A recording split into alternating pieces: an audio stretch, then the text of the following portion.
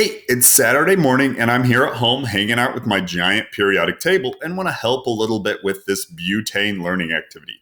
I know that because this isn't a lab that we did in class, it's really intimidating.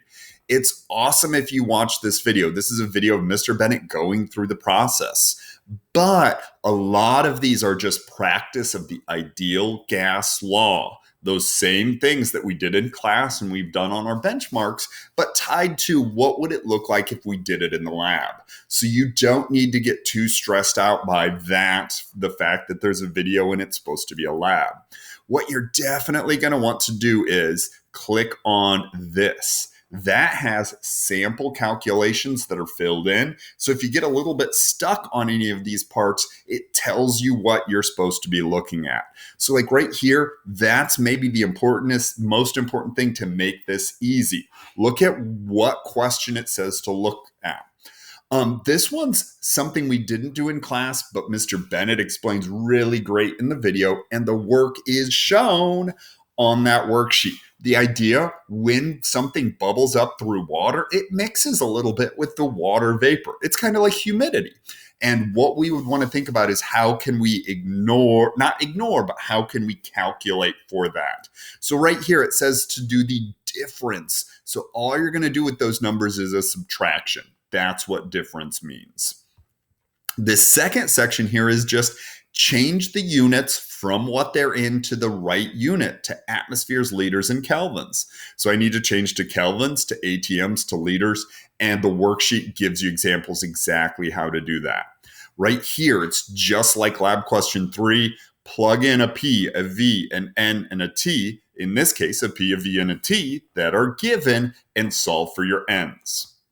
Right here, this one's maybe looks hard, but it's not. Use molar mass and use moles to find grams. We've done that for over a month straight. We use the molar mass of this guy right here, and there's a sample. It's a set of choo-choo tracks, so we just got one calculation there.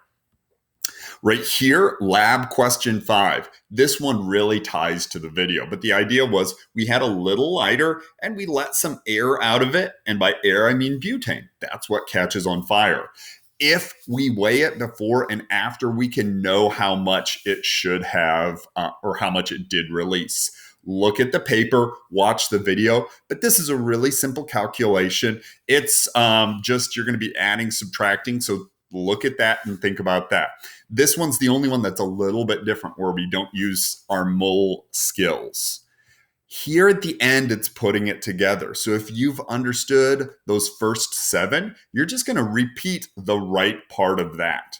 Here, we just need to change the temperature to Kelvin. It reminds us, and we already did that once.